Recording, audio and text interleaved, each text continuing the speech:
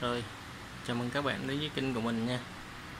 Hôm nay mình sẽ giới thiệu những cái loại máy công cụ pin hỗ trợ có trong cái shop của mình ha. Đây mình về mấy cái dòng Makita. Máy này máy nội địa cạch vải nha. Đây là những dòng 14V4. Những dòng này rất là mạnh, chuyên để bắn tôn vít cho mấy anh em thợ cơ khí hoặc là thợ mộc bắn những cái gỗ cứng ha. Máy này rất là mạnh luôn.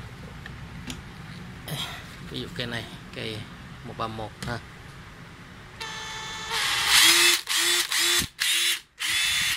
Máy này máy full chức năng hết nha, mình đã vệ sinh rất là kỹ. Pin này là pin 4Ah, không mới dòng xạ cao ha. Tất cả các pin mình đóng ra mình bảo hành 3 tháng hết cho anh em yên tâm. Đây có rất là nhiều dòng Makita, Hitachi ha. Đây là những dòng Hitachi 12V, cái dòng này rất là đỉnh nha, dòng rất là khỏe, nó 12V nữa, rất là khỏe ha, rất là lực luôn ha. Đây là cái khoan Hitachi khoan này còn rất là mới nha, hình thức còn rất là mới. Đầu 13 ly ha.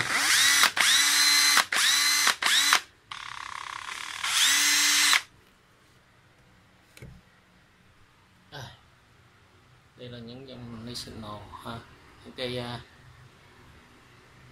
6501. Những cây này thì bánh tôn rất là đỉnh, rất là êm ha, máy chạy rất là êm. Hôm nay mình chỉ giới thiệu thôi, chưa bán gì đâu. Đó, để cho anh em biết thôi. Đây là bê tông ha, dòng bê tông, cái dòng vít gập để cho mấy anh thợ điện tử rồi.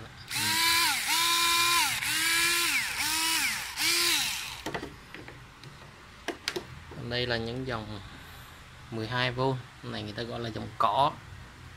Dòng này thì mình bán khá rẻ ha.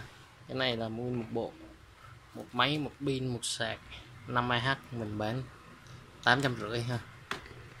Đây cái dòng đây. Còn đây là những cái dòng 12V. Cái dòng là dòng Velu, dòng này là dòng của Đài Loan xuất Nhật. Này thương hiệu Đài Loan rất là mạnh. Vòng tua của nó là tới 2008 đến 2009 luôn ha.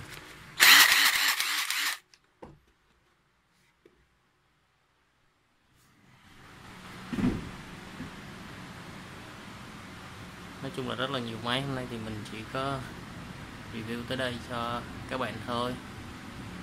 Rồi ai quan tâm thì đến trực tiếp nhà mình xem máy và thử test các kiểu ha. 96 Trần Tấn, phường Tân Sơn Nhì, quận Tân Phú ha. Còn không thì kết bạn Facebook hoặc Zalo với mình theo số điện thoại là 0907 173717 ha. Rồi cảm ơn các bạn rất nhiều nha.